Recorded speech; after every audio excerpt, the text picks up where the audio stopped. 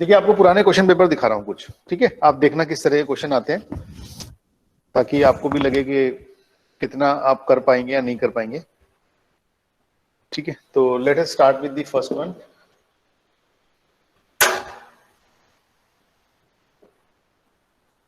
देखिए ये आपको दिख रहा है क्वेश्चन पेपर,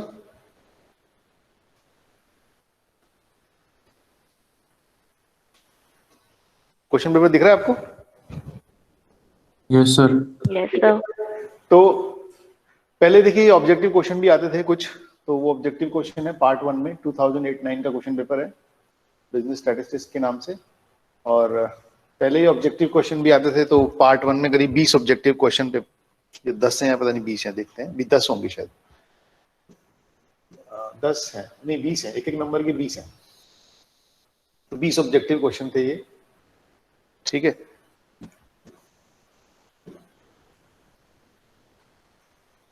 तो अलग अलग कैटेगरी से हैं, तो पूरे सिलेबस से आपको दिखेंगे। जैसे ये क्वेश्चन है, क्वेश्चन नंबर सी, इसको देख रहे हैं, C part, algebraic sum of the deviation of 10 observations measured from 15 is 7, thus the mean is। ये जो क्वेश्चन है फर्स्ट का सी, पार्ट 1 में फर्स्ट का सी, कर सकते हैं हम लोग ये। algebraic sum of the deviation of 10 observation measured from 15 is 7। 10 observation है, मतलब n तो 10 है। एल्जेब्रिक सम लिया है 15 से डेविएशन लिया है, नहीं एज्यूम मीन 15 है, और उसका जो सम ऑफ डेविएशन है वो 7 है, तो मीन निकालना है। सो 15.7। 15.7। तो एक बार देख लेते हैं, बाकी लोग भी समझ लेंगे। तो n तो कितना है यहाँ पर? 10। एक बार क्वेश्चन देख लेते हैं। n is 10 ऑब्जर्वेशन है, ठीक।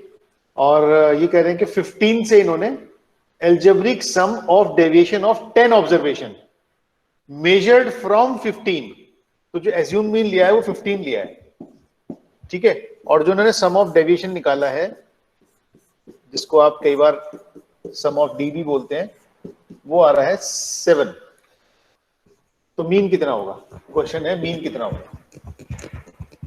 ठीक है। तो यहां पर हम मीन का फॉर्मूला लगाएंगे, a plus sum of D deviation divided by n। a is 15 plus sum of deviation is 7, number of observation is 10, तो 15 plus 15.7, ठीक है। 15.7, तो सम ऑफ डेविएशन आपको गिवन है, इसका सही आंसर होगा 15.7, वो उसमें है भी, ठीक है। चलिए और एक दो क्वेश्चन देख लेते हैं।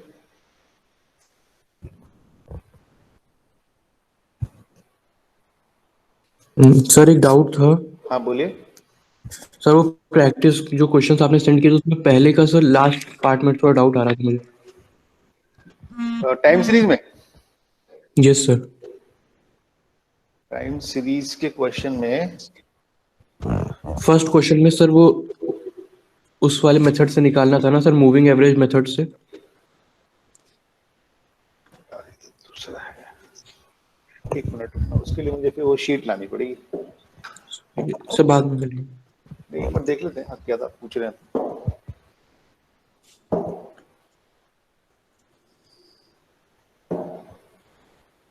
बताओ कौन सा क्वेश्चन है?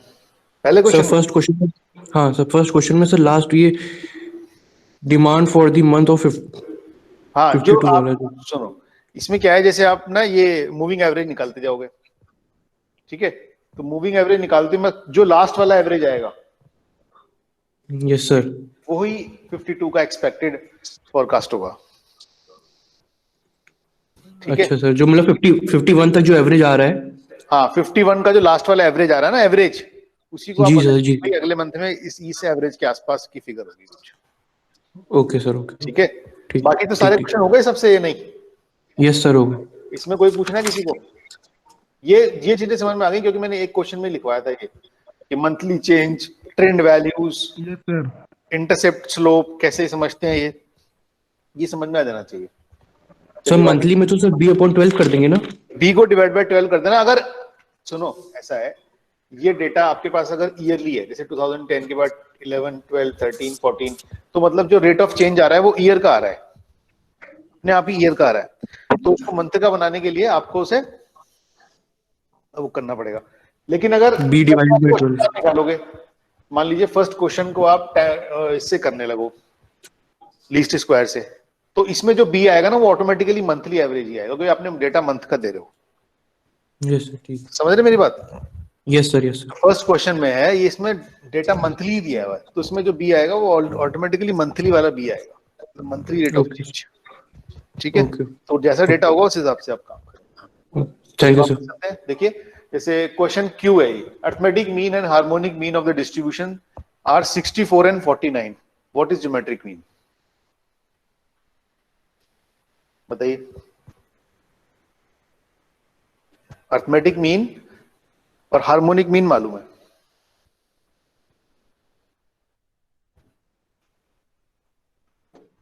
अरिथमेटिक मीन है 64, हार्मोनिक मीन है 49। आपसे पूछा ज्योमेट्रिक मीन कितना होगा। ठीक है, तो इसमें एक रिलेशन होता है, तो लिख लेना आप कि G square is equals to √AH। ठीक है, मतलब ज्योमेट्रिक मीन का स्क्वायर, सॉरी स्क्वायर लगाएंगे तो फिर ये हटेगा, रूट नहीं आएगा, AH। ठीक है, या आप ऐसे भी लिखोगे तो ऐसे लिखोगे। ठीक, तो यहां पर ये है 64 एंड 49, कितना आ जाएगा आंसर? 56। तो in this case right answer is 56, option 3। देख लीजिए मैंने कैसे किया है, ये एक रिलेशन है, ये लिख लीजिए कहीं पर। एक रिलेशन मैंने और भी आपको इसके साथ साथ बताया था कि arithmetic mean is greater than geometric mean is greater than harmonic mean. ठीक है, और ज्योमेट्रिक मीन का स्क्वायर इज इक्वल्स टू, मतलब जो लोग अगर एपीजीपी समझते होंगे तो उनको ये मालूम होगा कि ज्योमेट्रिक मीन इज ही वो ज्योमेट्रिक मीन, और जब जीपी वगैरह से भी इसको लिंक कर सकते हैं। फिलहाल उसको रखना दीजिए। तो ये क्वेश्चन आपने कर लिया। ये है क्वेश्चन नंबर क्यू, पार्ट 1 का क्यू। चलिए आर देखते हैं एक बार, कुछ क्वेश्चन देखते हैं, क्योंकि जो जितने हमने कर पाए अभी तक, जो सिलेबस के अभी कम कर पाए। R, part R, if R is 0.9 then coefficient of determination is, बताओ कौन बताएगा? If R is 0.9, R square. हाँ, कौन बताइए? R square. हाँ, very good. If R is 0.9 then coefficient of determination is R square. ये ध्यान रखना आप, अगर आर कोफिशिएंट ऑफ कोरिलेशन है तो कोफिशिएंट ऑफ डिटर्मिनेशन होता है आर स्क्वायर, यानी कि आर स्क्वायर हो गया 0.9 का स्क्वायर, दैट इज 0.81। ठीक है, तो आर क्या है? कोफिशिएंट ऑफ कोरिलेशन, और आर स्क्वायर क्या है? Coefficient of determination. डिटर्मिनेशन क्या होता है कि अगर आपका कोफिशिएंट ऑफ कोरिलेशन 0.9 है, 90% स्ट्रॉन्ग रिलेशनशिप है, तो 81% वैल्यूज आप ठीक ठीक इस अकॉर्डेंस में चलेंगे कि दोनों रिलेशनशिप, दोनों एक्स और वाई रिलेशनशिप मेंटेन कर रहे हैं। तो 81% values should be correlated each other. तो इसका आंसर है 0.81, थर्ड ऑप्शन। ठीक है, अच्छा ये देखिए पार्ट 2 में सेकंड क्वेश्चन, इसको। पार्ट 2 में सेकंड क्वेश्चन ये, इफ शेयर प्राइस, ये तो शायद आपको मैंने कहीं ना कहीं दिया होगा। If share price of two companies A and B limited were recorded as this thing, which companies share price are more variable. कैसे करोगे इसको? सर सीवी कैलकुलेट करेंगे। CV Coefficient of variation. CV of A CV of B compare कर लोगे तो आपको ये मिल जाएगा। चलिए और आगे चलते हैं। जैसे ये लिखा है ई, देखिए the component useful for long term forecasting is trend analysis. Component useful for ई देखिए, दिख रहा है आपको ई, बिल्कुल टॉप लेफ्ट कॉर्नर पर। कंपोनेंट यूज फॉर हमारे, मैंने आपको बताया था कि 4 तरह के कंपोनेंट्स होते हैं टाइम सीरीज में, T, trend, cyclic, seasonal, irregular. Trend, cyclic, seasonal, irregular. तो ट्रेंड वाला जो होता है वो लॉन्ग टर्म के लिए होता है। सीजनल जो होता है, जैसे कि सीजनल कंपोनेंट है, कभी ऊपर जाएगा कभी नीचे जाएगा। साइक्लिक होता है जो एक साइकिल को मेंटेन करता है, एक बिजनेस साइकिल को मेंटेन करता है। तो लॉन्ग टर्म के लिए जो होता है वो आप लिख देंगे यहां पर trend analysis, trend analysis. Next है coefficient of correlation is the geometric mean of, coefficient of correlation is the geometric mean of. Sir जो मैं सर रिग्रेशन, हाँ बोथ रिग्रेशन कोफिशिएंट। जैसे कि आप लिखते हैं ना R square is equals to B Y X and B X Y, ठीक है। इसका मतलब R is the geometric mean of B X Y and B Y x, मतलब दोनों रिग्रेशन कोफिशिएंट का ज्योमेट्रिक मीन होता है आर। ज्योमेट्रिक मीन तो आप समझते होंगे, मतलब अगर थोड़ा सा बता दूं तो बी एक्स वाई आर और B Y X are in GP, geometric progression, ठीक है। बाकी लोगों को जिसको ज्योमेट्रिक प्रोग्रेशन नहीं समझना है तो उसके लिए ये है, उनके लिए ये है कि आर जो है वो ज्योमेट्रिक मीन होता है दोनों रिग्रेशन कोफिशिएंट का, और रिलेशन होता है ये R square is equals to B Y X into B X Y. आप इसको ऐसे भी लिखते थे अगर आपको याद आ रहा हो, ऐसे भी लिखते थे, ठीक है। तो आप स्क्वायर हटा दोगे तो अंडर रूट हो जाएगा। चलिए नेक्स्ट देखते हैं और कौन कौन से हम कर पाएंगे। अच्छा एक ये है, देखिए आई वाला, x bar plus minus 3 sigma range of normal, चलो उसको नॉर्मल डिस्ट्रीब्यूशन में बताएंगे, हाँ जी बता दें।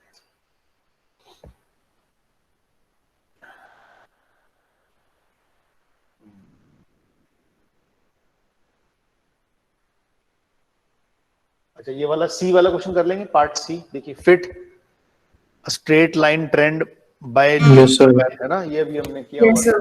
लेंगे आप इसको, ठीक है। इधर देखिए क्वेश्चन नंबर 3 डिफाइंड, हम थ्योरी भी देखेंगे साथ के साथ ताकि आप भी प्रिपेयर हो जाओगे किस तरह के थ्योरी क्वेश्चन आते हैं।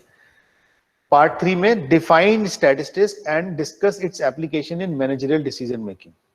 तो ऐसा क्वेश्चन है जरूर प्रिपेयर करना जिसमें स्टैट्स की डेफिनेशन, 2-3 डेफिनेशन से स्टार्ट करना, हॉरेस की, क्रॉक्सटन एंड गॉर्डन की, बाउलिस की, तो 2-3 डेफिनेशन तो याद रहनी चाहिए, उनसे शुरू करना। उसके बाद फिर इसके applications in managerial decision making, ठीक है।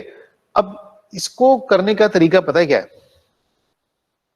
कि आपने स्टैट्स के जितने एप्लीकेशन, जितने चीजें पढ़ी हैं, जैसे आपने मान लीजिए मीन पढ़ा है ना, या मीडियन पढ़ा है, कोरिलेशन पढ़ा है, रिग्रेशन पढ़ा है, तो इन सब का मैनेजरियल एप्लीकेशंस क्या है, तो वो सबकी 2-2 लाइनें, 3-3 लाइनें आपको याद रहनी चाहिए, ठीक है। जैसे कोरिलेशन रिग्रेशन है, किस काम में आएगा, रिलेशनशिप मेजर करने के काम आएगा।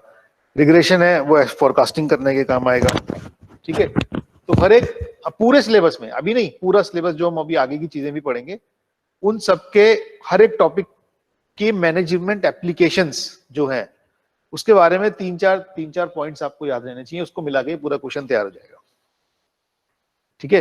वो आपसे ये पूछना चाह रहा है कि स्टैट्स जो है उसकी मैनेजमेंट में एप्लीकेशंस क्या है डिसीजन मेकिंग में।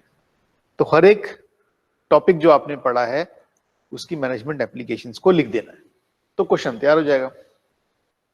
ठीक है, दूसरी साइड देखिए क्वेश्चन की तरफ, discuss between correlation and regression analysis, right the mathematical properties of coefficient of correlation. कर पाएंगे?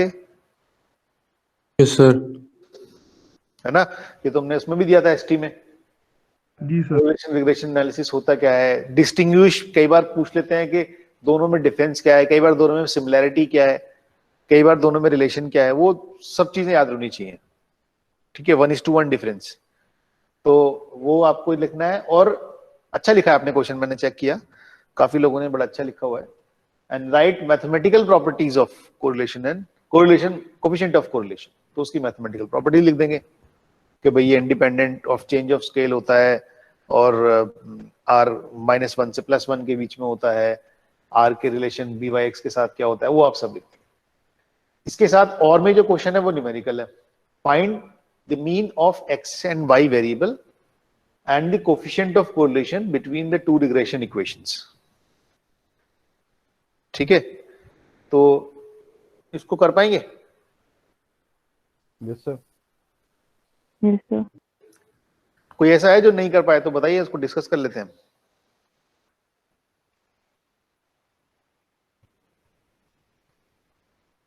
बताइए, कर लेंगे? नहीं, दो इक्वेशन दी हुई है, रिग्रेशन इक्वेशन, आपसे पूछा है mean of X and Y. भाई आप, मैं इसलिए थोड़ा सा आज पीछे की तरफ जा रहा हूं क्योंकि बहुत से लोग ना कंट्रीब्यूट नहीं कर रहे हैं, बोलने में बताते नहीं है कि वो समझ पा रहे हैं नहीं समझ पा रहे हैं, तो मैंने कहा एक बार थोड़ा सा पूरा रिवाइज भी हो जाएगा, एक क्वेश्चन पेपर भी देख लेंगे, तो आप भी कुछ पूछना चाहेंगे, कुछ याद आए, कुछ मिस कर रहे हो बीच में, तो वहां भी आंसर कर पाए। तो it's an opportunity for you to ask anything that is being shown here, ताकि आप रिवाइज भी कर पाए, आप कुछ मिस कर रहे हैं तो वो पूछ पाए। ठीक है, मैं भी कुछ अगर एडिशनल कुछ बताना चाहूँ वो बता दूं, तो आपके लिए अपॉर्चुनिटी है। हम नया टॉपिक नहीं शुरू कर रहे आज, तो ये कर लेंगे आप, mean of X and Y and coefficient of correlation between, एक बार कर लेते हैं, मुझे लगता है शायद आप बता भी नहीं पा रहे हैं। सर ये करा भी चुके हैं आप एक बार। कराया था सर। हाँ जी, कर लेंगे सब लोग? Yes sir. Yes, sir. पहले y on x सपोज हाँ। करके। पहले y और x लेके y b/x निकालना, सेकंड इक्वेशन से bxy निकालना, r निकालना, हाँ उसके दोनों का मल्टीप्लाई करके अंडर रूट, और मीन के लिए दोनों इक्वेशन को सॉल्व कर लेना। ठीक है, तो कर लेंगे आप ये क्वेश्चन।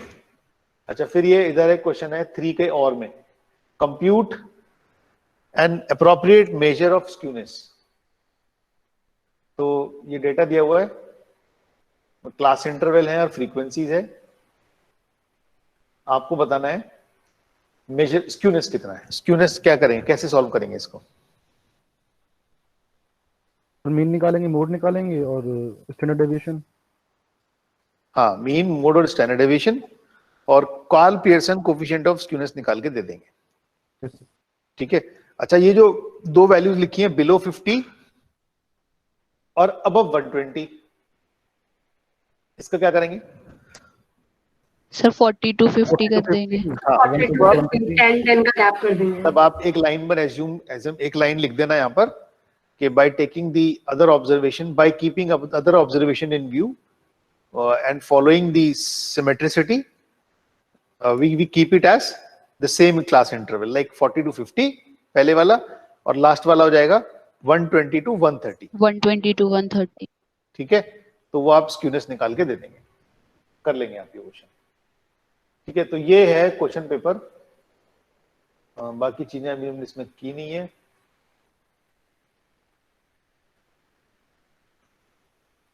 चलिए नेक्स्ट देखते हैं, नेक्स्ट क्वेश्चन पेपर देखते हैं।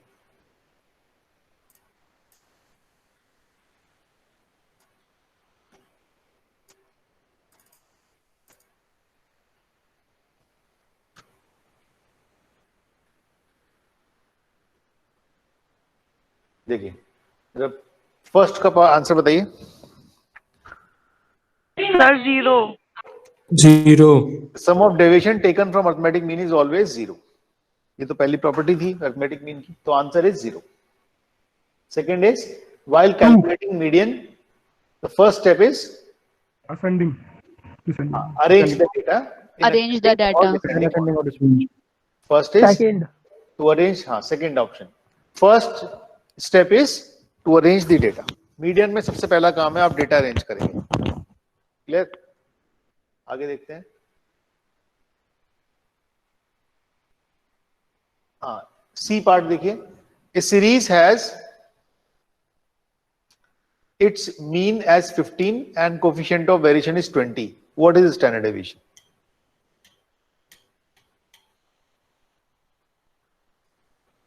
मीन 15 है, कोफिशिएंट ऑफ वेरिएशन 20 है.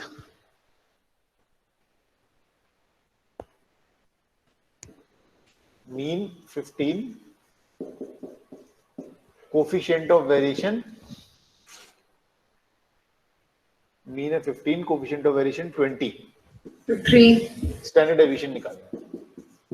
ठीक है, तो आप सीवी का फॉर्मूला लगाएंगे. CV is equals to standard deviation upon mean into 100. 100. ठीक है, 3. तो CV is 20 here. Standard deviation calculate करना है. So 3. हाँ, ये 100, तो इसको इधर उधर करिए. 20 क्रॉस मल्टीप्लाई करके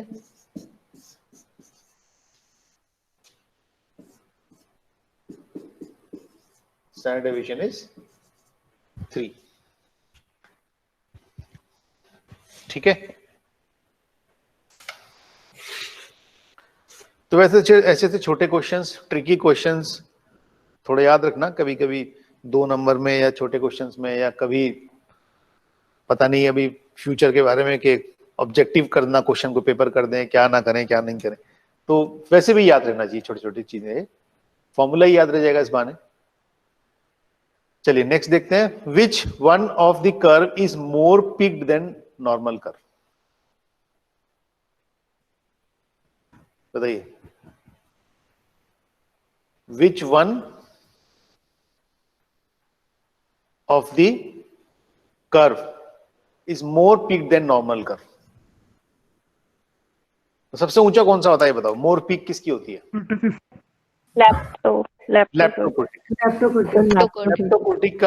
लेप्टोकोर्टिक की जो पीकनेस होती है वो सबसे ज्यादा होती है. लेप्टोकोर्टिक, तो इसका सही आंसर है लेप्टोकोर्टिक. एक्चुअली क्या है ना, 3 तरह के मैंने आपको बताया. ये इस तरह से होता है. इसको बोलते हैं आप लेप्टोकोर्टिक, इसको बोलते हैं मीसोकोर्टिक, और इसको बोलते हैं प्लैटिकोर्टिक. तो नॉर्मल जो कर्व है ना वो करीब करीब मीसो के आसपास होता है, बिल्कुल मिडिल हाइट का होता है. तो उससे बड़ा तो फिर लेप्टोकोर्टिक ही होता है. तो राइट आंसर इज लेप्टोकोर्टिक. अच्छा, ई पार्ट बताइए. ई in time series analysis both trend and seasonal variations are studied because Past trend described. Second. Second, sir, past trend. yes, they describe past trends. Trend. ठीक है. अच्छा, उधर की तरफ देखते हैं जरा. H में if when 2 regression lines coincide then R is -1. 0. 0. when 2 regression lines coincide each other then R is 0. ठीक है, ये प्रॉपर्टी है इसकी. अच्छा, I बताओ, I कैसे करेंगे? if A is 6, B is 3 and if the independent variable has value 5, then what will be the value of dependent variable? Y equal to A plus B. Sir, equal to y equal to a plus bx से. हाँ, करके देखो जरा कितना आ रहा है. y is equal to a plus bx.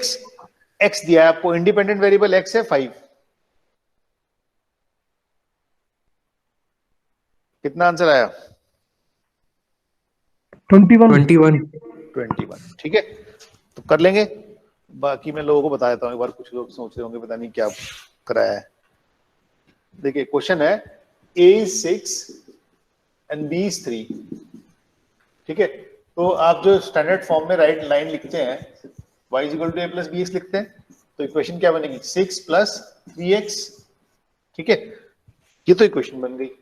अब आगे दिया है if the independent variable has value 5, independent variable की वैल्यू 5 है। अब इस इक्वेशन में इंडिपेंडेंट वेरिएबल x है, इंडिपेंडेंट वेरिएबल इज x, इसकी वैल्यू दी है 5, x इज 5, सॉरी 5, 15 लिख दिया मैंने, 5। तो put x equals to 5 here,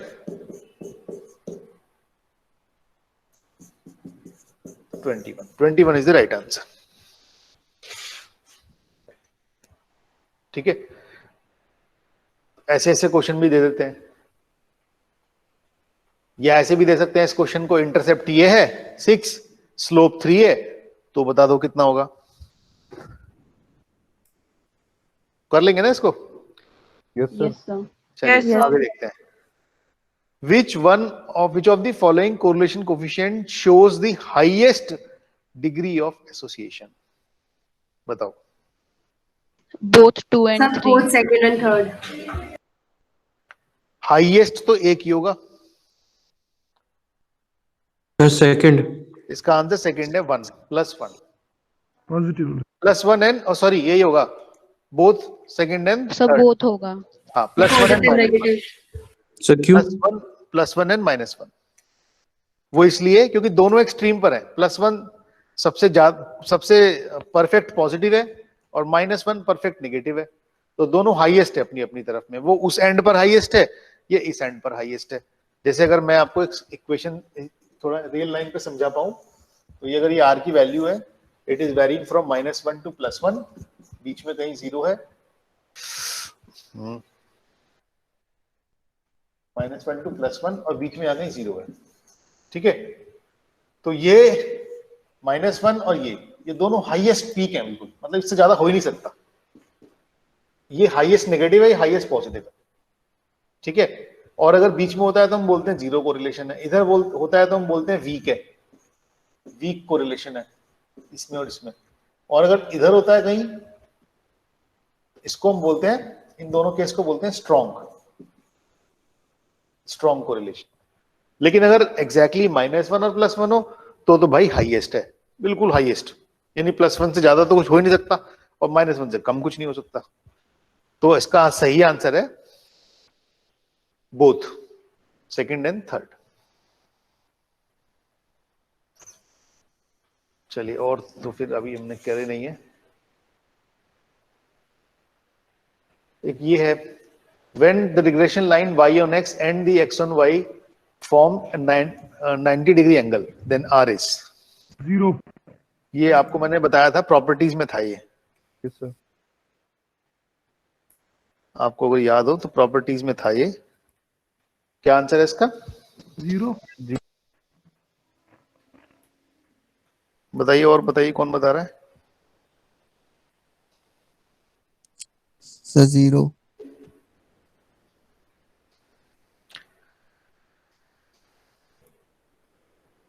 sir 0। 0 है ना? ठीक है, यस सर 0। प्रॉपर्टी इसमें 10 प्रॉपर्टी एंगल में भी था ये। tan theta 0। हाँ, 1090 का वैल्यू आ जाएगा तो 0 आ जाएगा। चलिए नेक्स्ट हो जाएगा। इसमें और कुछ प्रोबेबिलिटी के हैं ये सब। ये भी नॉर्मल डिस्ट्रीब्यूशन, कंटिजेंसी टेबल का स्क्वायर। अच्छा, इस बीच में ये भी हमने किया नहीं है। ये वाला क्वेश्चन तो हमने शायद क्लास में कराया था। पार्ट 2 का ए देखिए, the means annual salary of employees of A company is 30,000। दिख रहा है ये 2A? Yes sir. सर ये हमने किया था ना क्लास में, यस सर। परसेंटेज निकालना, percentage of male and percentage of female. ठीक है, मैं आप सभी को एक बात बताऊं कि जो मैंने प्रैक्टिस क्वेश्चन आपको दिए हैं, ठीक है, वो सब प्रैक्टिस क्वेश्चन अपनी अपनी नोटबुक में कर लेना सॉल्व, क्योंकि वो मैंने बड़े सोच समझ के दिए हैं आपको, और वो आप सॉल्व कर लो। कम से कम उतने आप सॉल्व, मतलब उन लोगों को कह रहा हूँ जो कुछ भी नहीं कर रहे, तो कम से कम उतने तो सॉल्व कर ही लें। बाकी लोग बड़े इंटरेस्ट ले रहे हैं आजकल, मेरे पास भी आते हैं, कुछ बुक्स के लिए पूछते हैं, अच्छी बात है, लेकिन कम से कम इतने क्वेश्चन तो आप सॉल्व कर ही लो, प्रैक्टिस क्वेश्चन वाले। तो इसीलिए मैं हर एक टॉपिक से 5-5, 6-6 देखता हूँ। मान लीजिए हमारे पास अगर 10 टॉपिक भी हो तो आपके पास 50-60 क्वेश्चन तो हो जाए हर तरह के।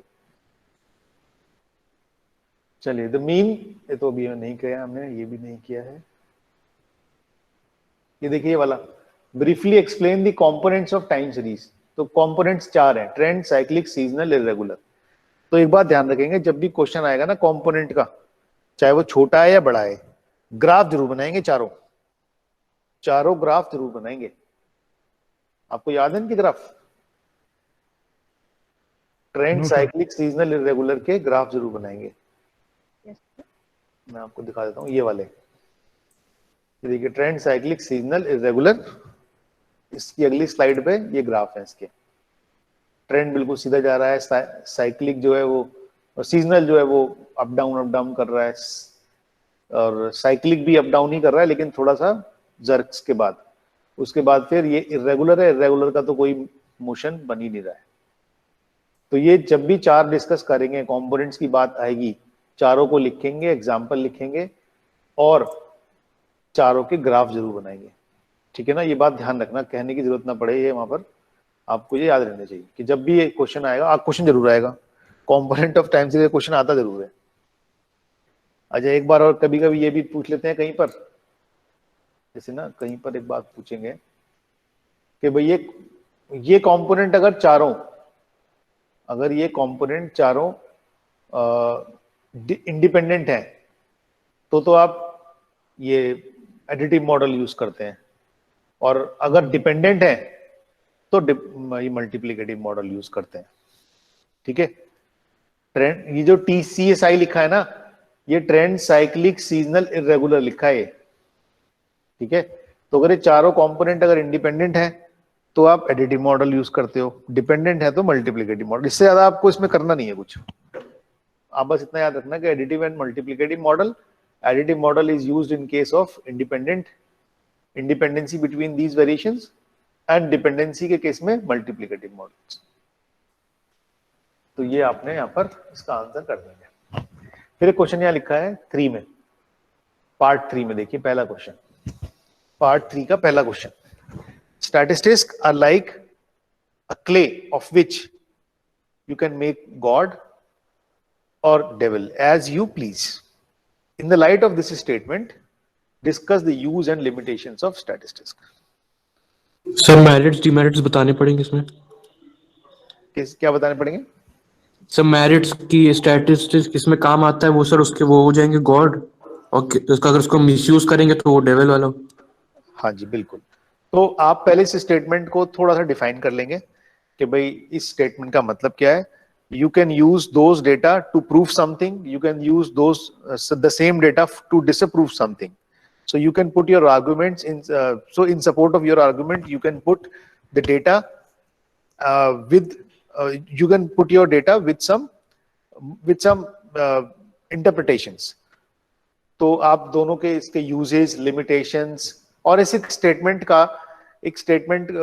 के सपोर्ट में ना कोई एक इलस्ट्रेशन रखना तो अच्छा रहेगा, और अच्छे से आप आंसर कर सकते हो उसको कि स्टैटिस्टिक्स के थ्रू आप कुछ भी बना सकते हो। एक कच्ची मिट्टी की तरह से है, आप गॉड बनाओ, डेविल बनाओ, मतलब आप कुछ प्रूव करो, कुछ डिसअप्रूव करो, तो एज यू प्लीज, तो वो आप लिखेंगे। नाउ 3 इनकम्प्लीट, ये तो मिसिंग फ्रीक्वेंसी का है, आप कर लेंगे। मीडियन 46 है और टोटल दिया है। एक बात ध्यान रखना, मिसिंग फ्रीक्वेंसी के क्वेश्चन में जितने ऑब्जर्वेशन मिस होंगे, 1 है या 2 है, अगर 2 ऑब्जर्वेशन मिस होंगे तो 2 क्लू दिए होंगे, 1 ऑब्जर्वेशन मिस होगा तो 1 क्लू तो दिया ही दिया होगा। जैसे यहां पर 2 ऑब्जर्वेशन मिस है, 2 जगह क्वेश्चन मार्क है, उस 2 क्वेश्चन मार्क के बदले में 2 वैल्यूज इन्होंने दी हुई है। वो क्या क्या है? एक तो टोटल है 2 to 9 और दूसरा है मीडियन 46। तो इन 2 की हेल्प से 2 इक्वेशन बनाएंगे। Let us assume these 2 missing values are a and b or x and y whatever, and make 2 equations, prepare 2 equation for a and b and then solve those 2 equation to get the values of a and b। तो ये आप कर लेंगे, मुझे लगता है कर लेंगे नहीं? Yes, sir. Yes, sir. Yes, sir. ठीक है, क्या भी होगा आपने, हो सकता है। चलिए, तो यहाँ पर लास्ट में पूछा है शॉर्ट नोट, तो अभी फिलहाल हम इसमें स्टैंडर्ड डेविएशन पे लिख सकते हैं। स्टैंडर्ड डेविएशन के बारे में क्या जानते हैं आप बताइए।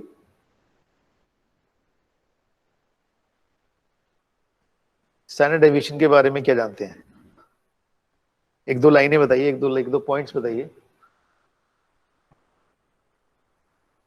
Sir independent of change of origin है। फर्स्ट ऑफ ऑल आप बताएंगे standard deviation measures the Amount of variation in a data variation. Series. ठीक है, हाँ अनुष्का बोलिए। Sir Standard deviation measures the amount of variation of the data. Yes, हाँ sir, मिशन इसका आप कुछ फॉर्म- कर रहे थे। इसको positive sir square root average को डेविएशन बताता है भी कि वो कहते मीन हैं। से कितना दूर है।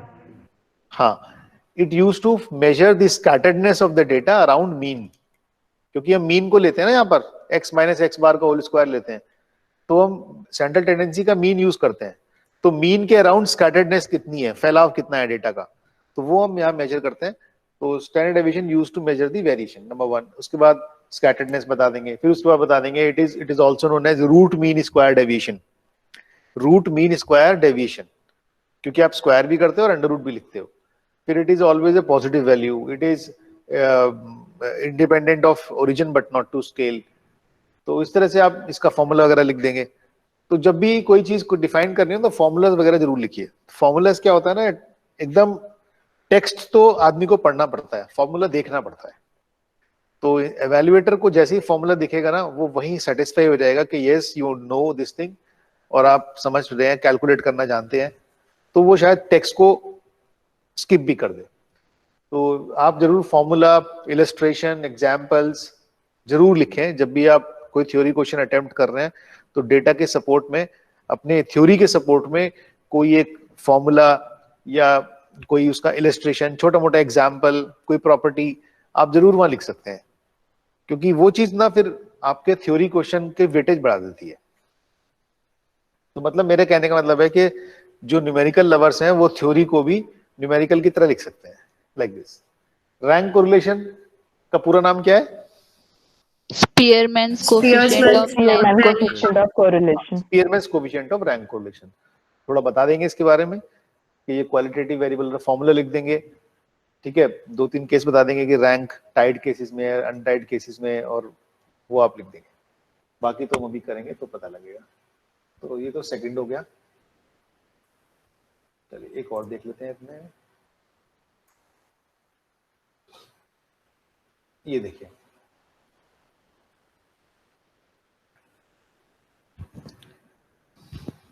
दिख रहा है? दिख रहा है ना आपको, साफ दिख रहा है? Yes sir. Yes, sir. चलिए, तो वह दिस इसमें पहला है। पहले ना शुरू के 2-3 साल ये ऑब्जेक्टिव क्वेश्चन आते थे, अब तो नहीं आते हैं। अगर नॉर्मल सब कुछ ठीक ठीक चलता रहा तो ऑब्जेक्टिव नहीं आते हैं अब, तो पहले आते थे। Which of the following measure is most uncertain? Mode. हाँ बताइए। सर मोड होगा, पर उसमें वैल्यू कैसे? फिक्स नहीं होती। क्या, क्यों मोस्ट क्यों है?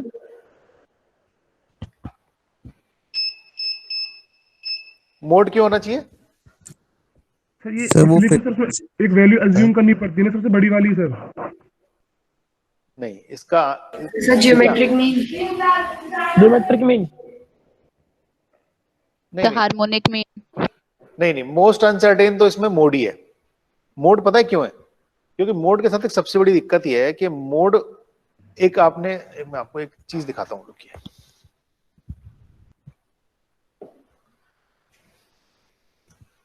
मोड जो है ना, जो एक बात आप ध्यान रखेंगे, जो आपकी 6 प्रॉपर्टीज है ना, प्रॉपर्टीज ऑफ गुड एवरेज, ठीक है, प्रॉपर्टीज ऑफ गुड एवरेज, उसमें जो है ना मोड एक ऐसा है जो ज्यादातर प्रॉपर्टी को सेटिस्फाई नहीं करता। जैसे कि एक प्रॉपर्टी है कि एक ही होना चाहिए वैल्यू, लेकिन बहुत से डिस्ट्रीब्यूशन ना 2 मोड भी रखते हैं, तो उनको बोलते हैं बाई मॉडल डिस्ट्रीब्यूशन। यानी एक बार पीक को टच किया, फिर उसके बाद फिर दोबारा पीक को टच कर लिया, तो बाई मॉडल डिस्ट्रीब्यूशन भी होते हैं। तो मोड जो है ना वो अनसर्टेन सा माना जाता है कुछ, लेकिन यूजफुल भी है अपनी अलग अलग सिचुएशन में। नेक्स्ट है द फादर ऑफ स्टैटिस्टिक्स।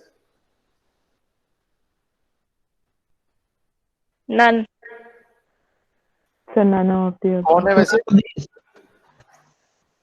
कौन? सर कोई पीसी नहीं नहीं, वो पीसी जो है वो तो इंडिया वाले हैं। अगर आप वैसे लिखेंगे फादर ऑफ स्टैट्स तो हम फिशर को मानते हैं। Fisher, R.A. Fisher, R.A. Fisher नाम है उनका पूरा, तो उसको तो नहीं लिखेंगे। मार्शल तो वो है जिसने इंडेक्स नंबर दिया था, गैल्टन वो है जिसने रिग्रेशन दिया था, आचिनवाल तो गॉटफ्राइड, ये तो यहाँ का नहीं है, स्टैट्स का नहीं है, ये कोई बाहरी। सर क्या है पूरा नाम father of stats? R.A. Fisher, R.A. Fisher. अब इंडिया के हिसाब से हम पीसी मालानबुस को मानते हैं, क्योंकि पीसी मालानबुस ही इंडिया में स्टैट्स को फॉर्मल फॉर्म में लेके आए थे। ऐसा नहीं है कि हम स्टैट नहीं जानते थे, हम तो बहुत कुछ चीजें पहले से जानते थे, लेकिन फॉर्मली जो लेके इंडिया में आए उसको, तो वो पीसी मालानबुस थे। आपने एक इंस्टीट्यूट का नाम सुना होगा, इंडियन स्टैटिस्टिकल इंस्टीट्यूट, कलकत्ता में है, अब तो दिल्ली में भी एक उसका चैप्टर है, इंडियन स्टैटिस्टिकल इंस्टीट्यूट। तो उसकी जो फाउंडर, उसके जो फाउंडर थे वो भी पीसी मालानबुस थे। चलिए, तो for calculation of arithmetic mean the class interval should be mid value. Middle value. ठीक है, Middle value. Middle value, first वाला। नेक्स्ट देखिए, the arithmetic mean is 25, standard deviation 6.25, then coefficient of variation is, तो कर लेंगे आप। Yes 25. Yes sir. हाँ 625, तो 25% आएगा, कितना है? Yes, sir. 25%. हाँ 25%, 6.25 into 100 डिवाइड बाई 25, ठीक है। अच्छा, इसका क्या करेंगे? For symmetric distribution,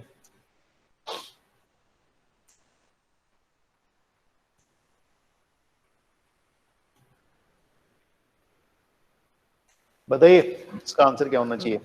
average 35.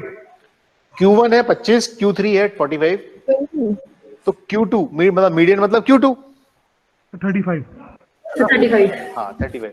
वो इसलिए देखिए 20 तो हो नहीं सकता, 20 तो हो नहीं सकता। मैं आपको थोड़ा सा लिख के दिखा दूं इसको, 25 45,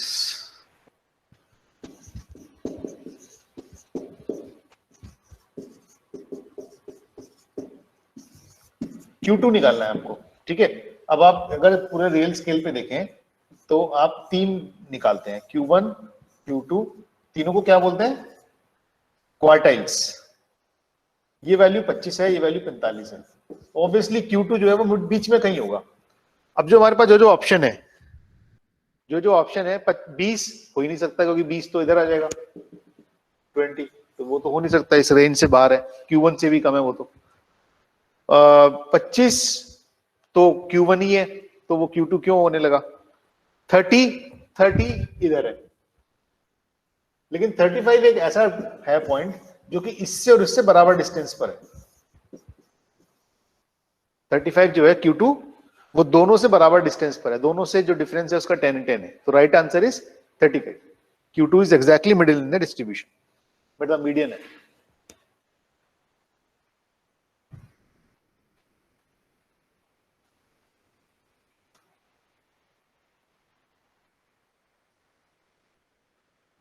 चलिए, तो और अभी इसमें है डाइस का रिग्रेशन, नल हाइपोथेसिस। अच्छा, ये बताना, के वाला बताइए, के कैलकुलेट टू रिग्रेशन कोफिशिएंट्स।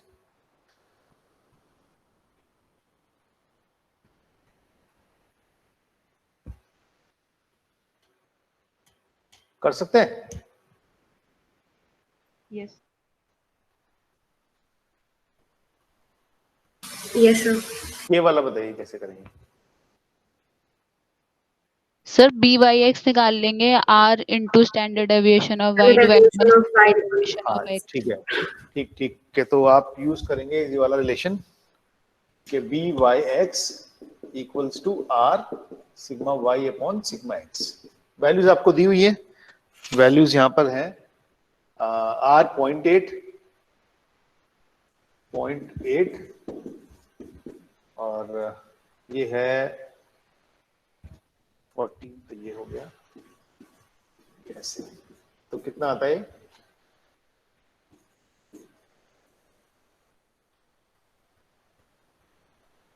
करना कैलकुलेशन से। सर 1.14 1.14 1.14 है ना? 1.14। एक ही देख लो इसमें, जो 1.14 वाला पहला वाला ही ठीक है। ठीक है,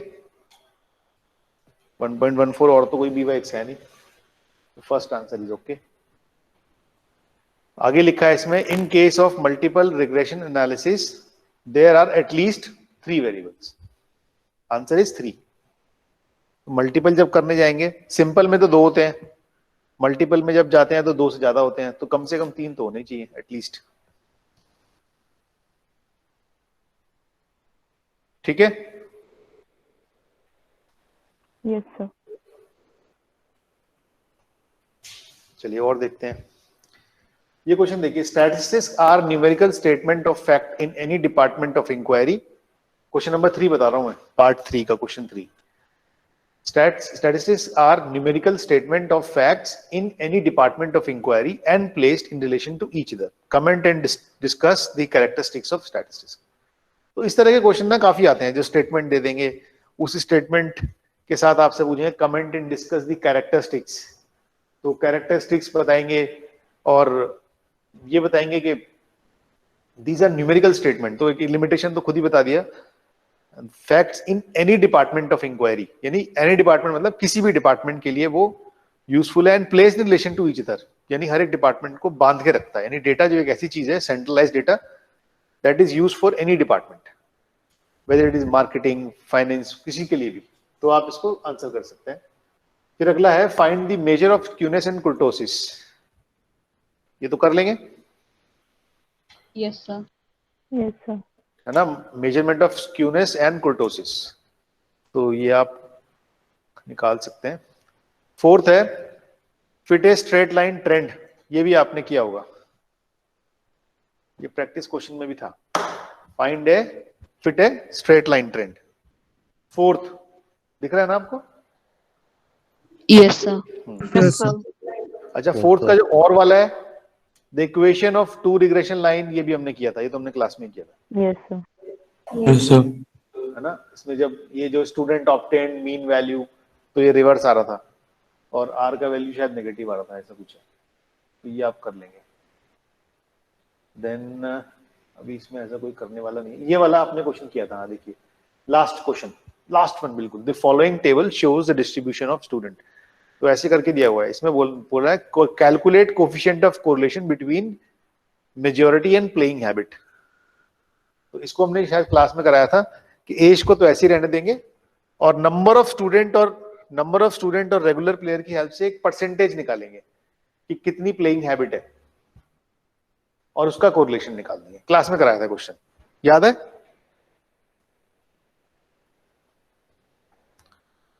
याद है आप लोगों को? नहीं, no sir. No sir. Sir ये करवाया नहीं आपने? अच्छा नहीं कराया। अच्छा चलिए ठीक है, तो उसमें क्या है मैं आपको अभी दिखाता हूँ।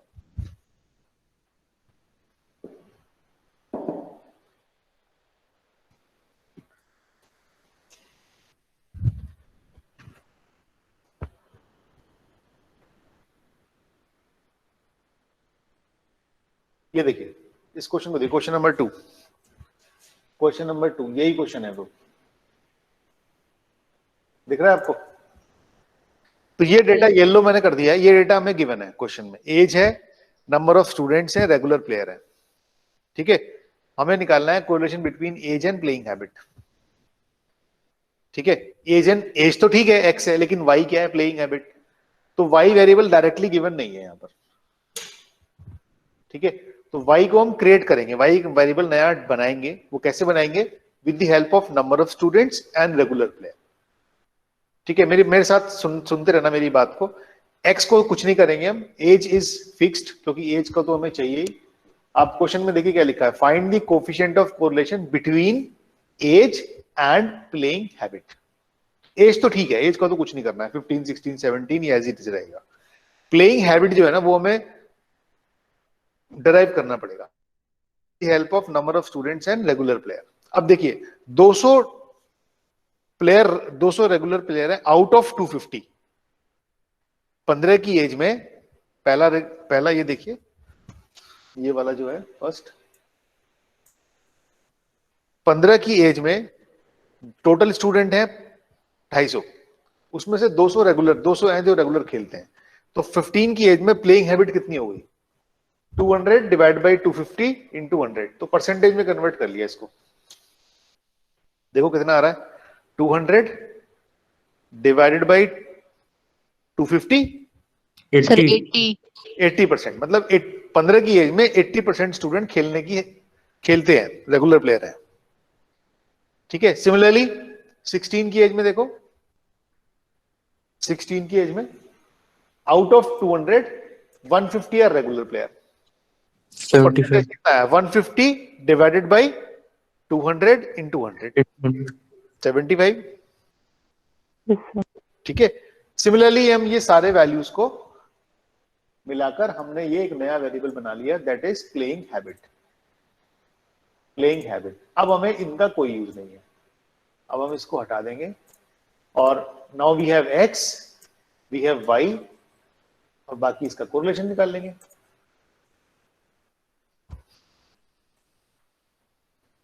ठीक है। Yes sir. तो ऐसे करना था ये question, age and playing habit. मतलब एक वेरिएबल y डायरेक्टली ना दिया होके हमें कुछ हिंट दिया है, उसकी हेल्प से हम ये क्रिएट करेंगे।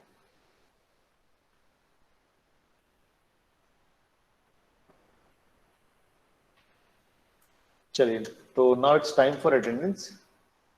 हमने आज 3 क्वेश्चन पेपर डिस्कस कर लिए, 3 या पता नहीं 4 कितने किए हैं, 4 किए होंगे। ठीक है, बाकी और भी कभी टाइम मिलेगा तो करेंगे। आज मैं थोड़ा सा चाह रहा था कि आपको पुराना कुछ डिस्कस कर लें, ताकि आप लोग ना एकदम ऐसे ना लगे कि तेजी तेजी से सब कुछ चल रहा है, और हमारा स्पीड भी ठीक है, we are not very far about syllabus.